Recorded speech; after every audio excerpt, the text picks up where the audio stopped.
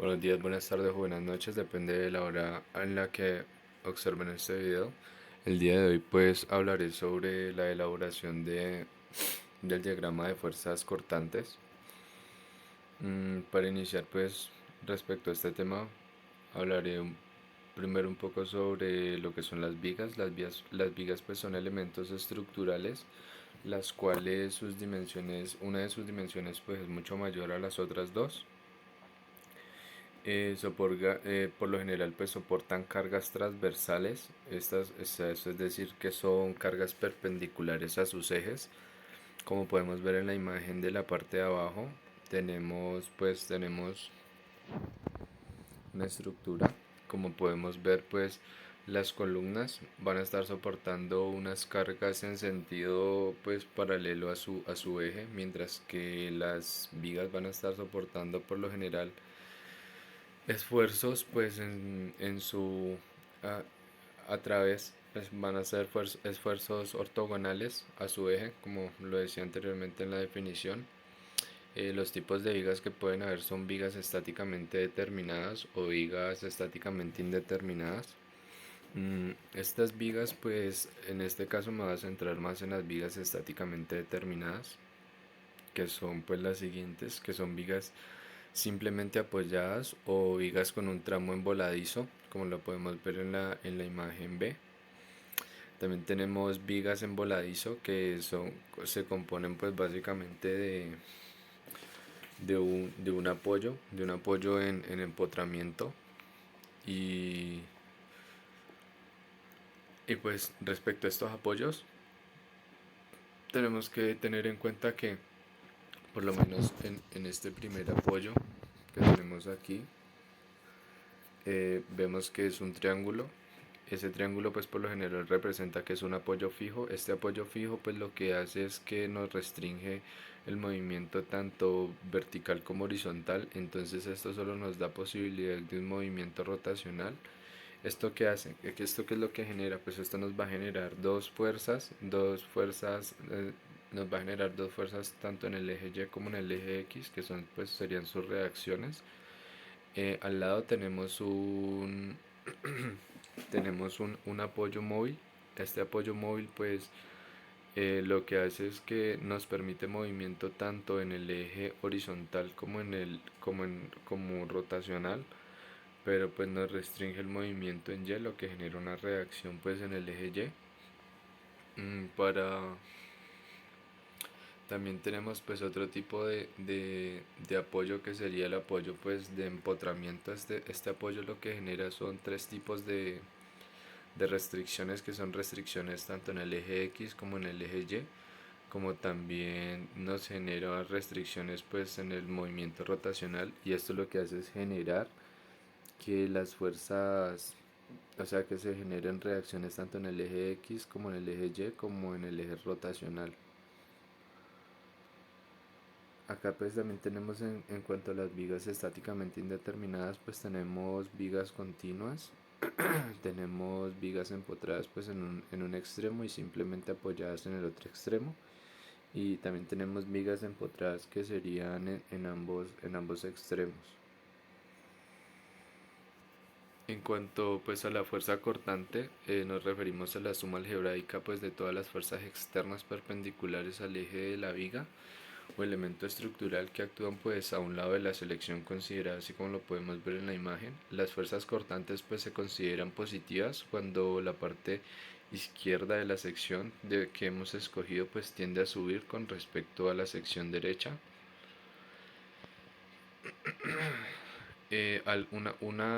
Pues algo muy importante a tener en cuenta es que pues de esta fuerza cortante, al momento si integramos para sacar este momento deflector, pues integramos estas fuerzas cortantes, lo que nos da como resultado pues el momento deflector como tal. El momento deflector pues es una suma algebraica también de momentos producidos pues por todas las fuerzas externas a un mismo lado de la selección con respecto a un punto. Este momento deflector pues se considera que es positivo cuando la sección izquierda pues tiene una rotación en sentido horario. Aquí pues voy a hablar un poco sobre un resumen de esta tabla. Por lo menos esta tabla pues nos habla de los tipos de fuerzas que comúnmente vemos en vigas. En la primera imagen pues observamos un tipo de carga puntual. Este tipo de carga puntual pues lo que nos genera cuando estamos en una fuerza cortante es que nos va a generar una constante, como podemos observar ahí. Y pues como ya sabemos que el momento deflector es la integral pues de esta fuerza cortante, entonces como sabemos que una constante si la integramos nos va a dar una función de grado uno, polinomio de grado uno. Entonces vamos a tener, como podemos observar ahí en la imagen, el momento deflector como una forma triangular, o sea va a ser pues sí, va a ser una función polinómica de grado uno, como podemos observar pues es creciente. Para el tipo de carga distribuida, por lo menos en este caso, como tenemos un tipo de carga distribuida de forma rectangular, mm, tomamos una fuerza cortante de tipo, también de tipo, o sea, polinómica, como si fuera una función polinómica de grado uno. Y al momento de hacer pues un momento deflector, vamos a tener una función polinómica de grado 2. Pues, o sea, este es el sentido como tal de la figura. Va a depender mucho, pues, del, va a depender mucho del signo que tenga esta. Esto, pues, lo vamos a ver más adelante cuando esté resolviendo el ejercicio que tengo preparado. Por el tipo de carga, en caso de que sea un tipo de carga distribuido triangular, vamos a tener, pues, una fuerza cortante. Vamos a tener una fuerza cortante que es de grado, es polinómica de grado 2. Como podemos ver, pues van aumentando de grado a medida que vamos bajando. Y entonces, pues al momento de integrar, para sacar el momento deflector, vamos a tener una,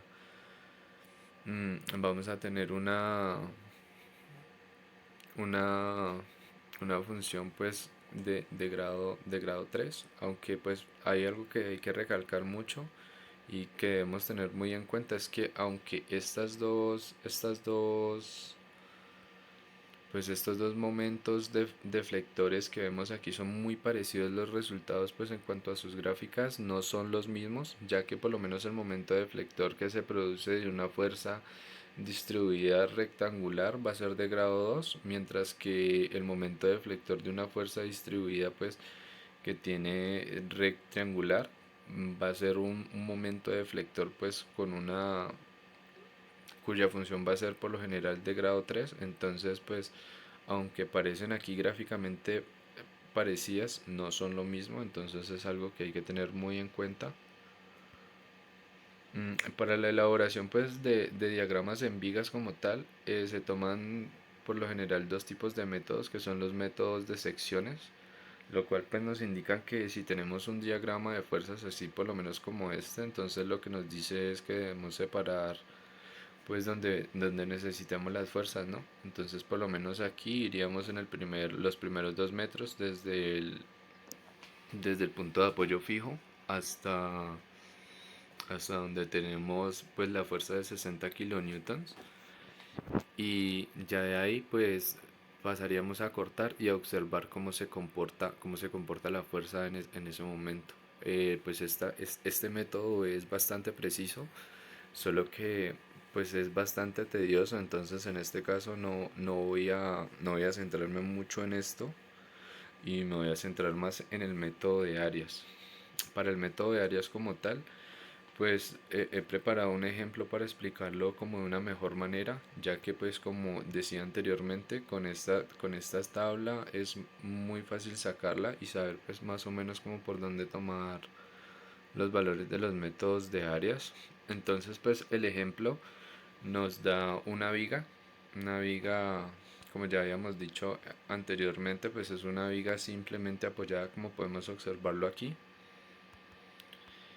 Y entonces, pues esta viga que está simplemente apoyada tiene dos tipos de apoyos. Un apoyo fijo en un lado, que es el del lado izquierdo, que es un triángulo, y un apoyo móvil al lado derecho,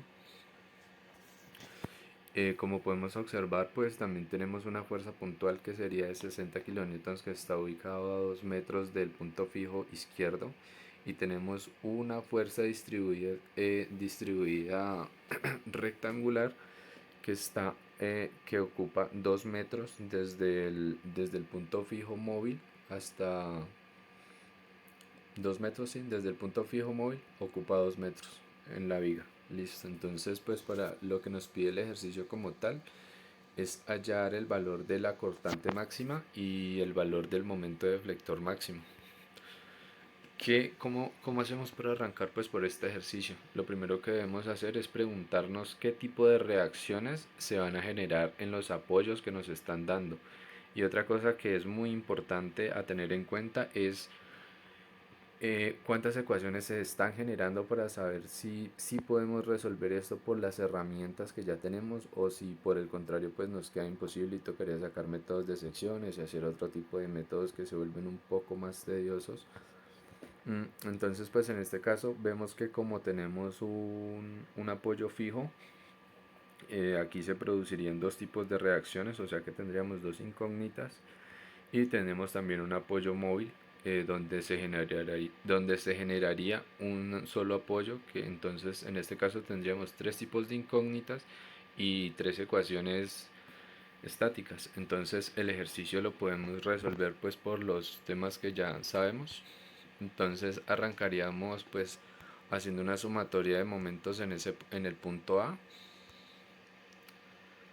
Mm, Y para arrancar, pues haciendo una sumatoria de momentos en el punto A, como sabemos, pues simplemente tomamos pues los valores. Ya sabemos que en el punto A no se va a generar ningún tipo de momento, ya que pues por ahí pasan los ejes, entonces por eso se opta por tomar pues este punto para tratar de sacar el mayor número de incógnitas.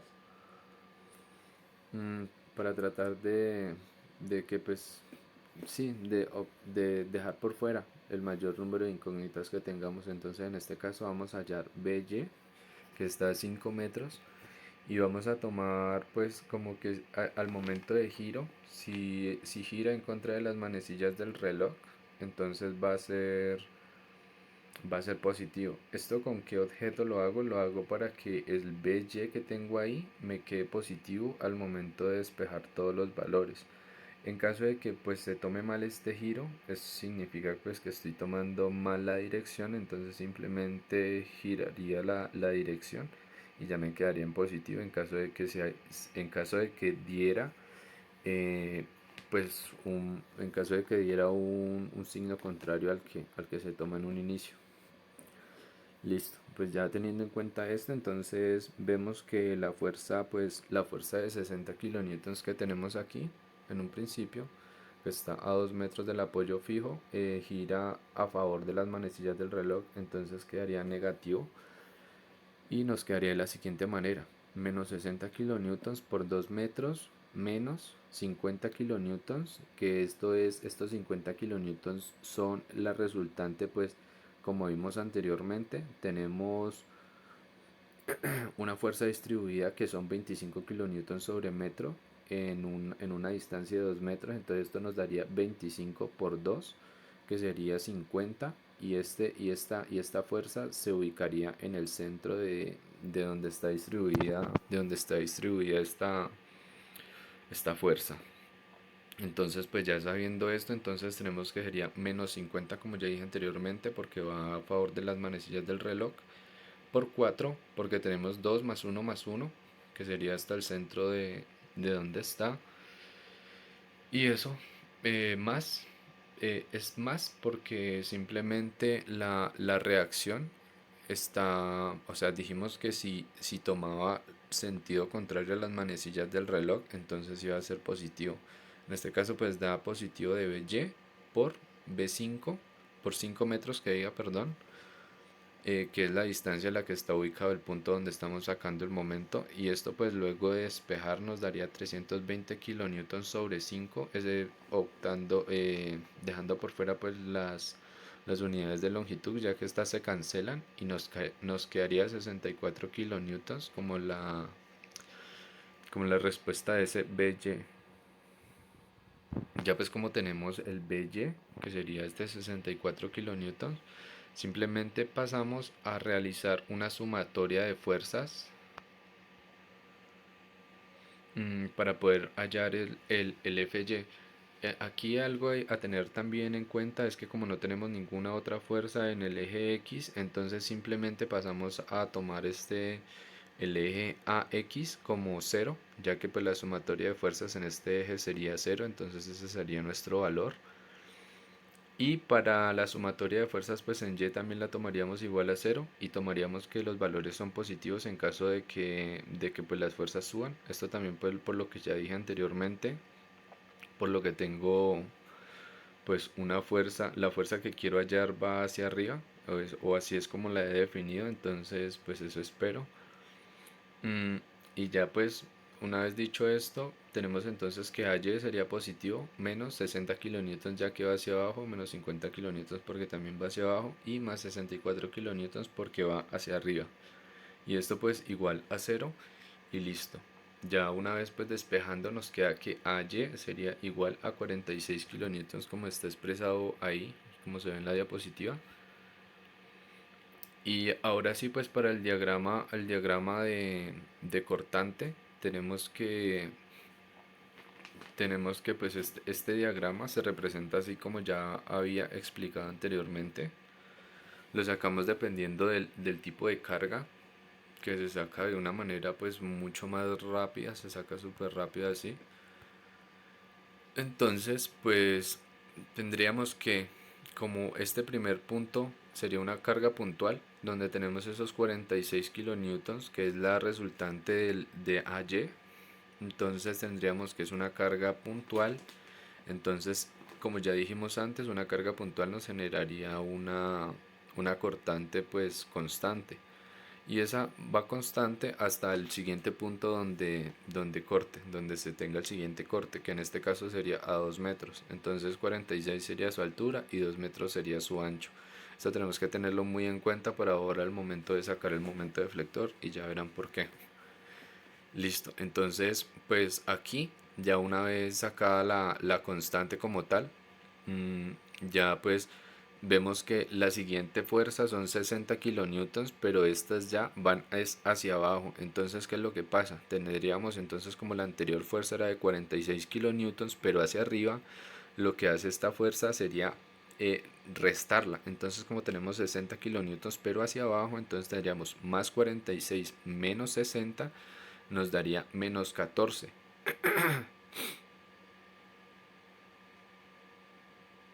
Nos daría menos 14. Entonces, ese menos 14 que se expresa aquí se dejaría por debajo del eje, ya que todos los números por debajo del eje X serían negativos.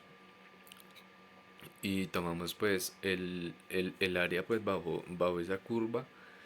Entonces tendríamos aquí menos 14 y como vemos que es una carga puntual, la dejamos pues ya sabemos que nos generaría una constante y esa constante iría por 1 metro hasta la siguiente fuerza que sería 50 kilonewtons. Algo a tener en cuenta es que estos 50 kilonewtons que tenemos aquí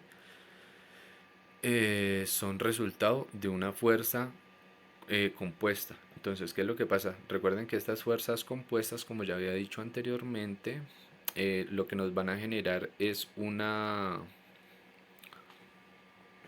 una función pues constante de grado, una función polinómica de grado 1. Y entonces pues ya debido a que estos 50 kilonewtons van pero hacia abajo, entonces vuelve y pasa lo mismo de hace rato.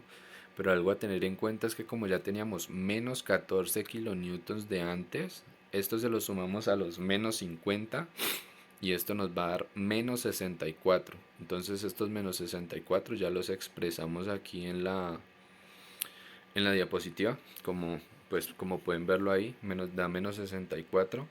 Y como tenemos una fuerza, pero en este caso es una fuerza puntual, entonces esta fuerza puntual tiene 64 kilonewtons, pero van hacia arriba. Entonces, ¿qué es lo que pasa? Pues ahora ya como ella ya no tiene ningún lado pues ya no va hacia más partes, entonces esta fuerza puntual se dejaría como una constante pero hacia arriba, ¿ok? Entonces esta fuerza, como podemos ver, va desde -64 hasta cero.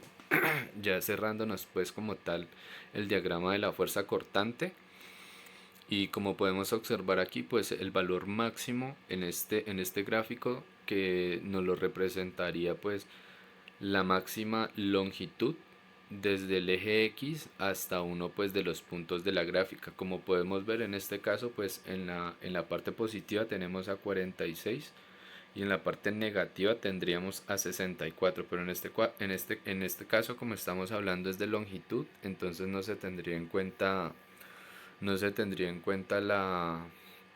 el signo, sino solamente el número, ya que es una longitud, como dije anteriormente, o una magnitud. Listo, entonces ya pues aquí tenemos una parte del ejercicio resuelta que nos preguntaban, que era hallar la cortante máxima, y aquí la tenemos, que son 64 kilonewtons.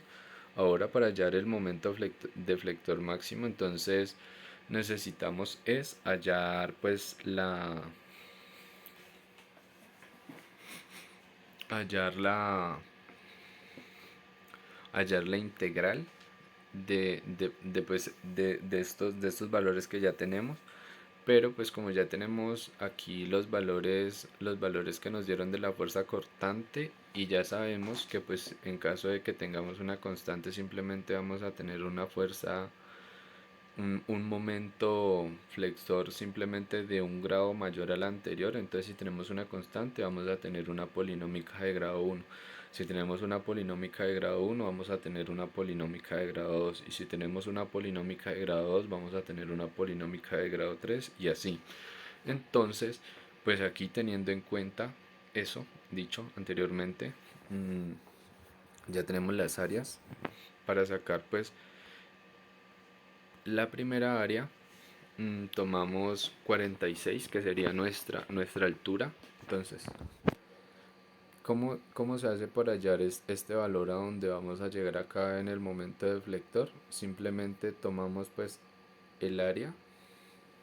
Como podemos ver aquí, el área sería 46 por 2, que nos daría 96, que es a donde vamos a llegar. Y la forma de la figura nos la define, como ya había dicho anteriormente, la integral. Como ya sabemos pues que aquí estamos partiendo de una constante, entonces la siguiente va a ser una polinómica de grado 1. Lo mismo para la siguiente, como la siguiente también es una constante, entonces vamos a tener también una polinómica de grado 1, pero, aquí el área de esta figura por lo menos es 14 por 1, pero como está debajo del eje, esto nos indica que es negativa, y por ende entonces lo que vamos a hacer es ese 14 restárselo a los 92 y nos da 78. Entonces pasamos a unir desde 92 hasta 78, que sería el área que nos dio anteriormente. Y listo, ahí tendríamos una parte de nuestra área. Y ya pues para la última parte, aquí sí se hace un proceso un poco diferente. Este proceso pues consta de dividir la figura en dos figuras, que es pues como se optimiza el proceso. Es más sencillo sacarlo de esta manera. Si pueden observar pues si partimos la figura en dos nos sale un triángulo y un rectángulo. Entonces al momento de sacar el área pues ya sabemos que el área del triángulo por lo menos es base por altura sobre 2 y la del rectángulo es base por altura simplemente. Entonces partiendo de esto pues ya sabemos que la altura por lo menos del rectángulo sería 14 y su base sería 2. Entonces 14 por 2 tendríamos 28, y la, la altura del triángulo sería 64 menos 14, lo que nos daría 50. Y 50 por 2 sobre 2 pues nos daría 50. Entonces tendríamos 50, que sería el área del triángulo, más 28, que sería el área del cuadrado. Tendríamos 78. Entonces aquí tenemos que 78 menos 78 daría 0. Y la forma de la figura nos la define que como esto es una función pues polinómica de grado 1, entonces pasaría a ser una función polinómica de grado 2, porque como se integra, Por eso la forma aquí de la figura como con su curvita, con su forma polinómica pues de grado 2. Y listo. Ya aquí pues obtenemos el momento flexor máximo, que sería 92. Momento flexor máximo se refiere también a la máxima magnitud o a la máxima longitud que tenemos desde nuestro eje X hasta nuestro punto máximo, que en este caso sería 92. Listo, muchísimas gracias pues por la atención prestada y espero tengan un buen resto de día.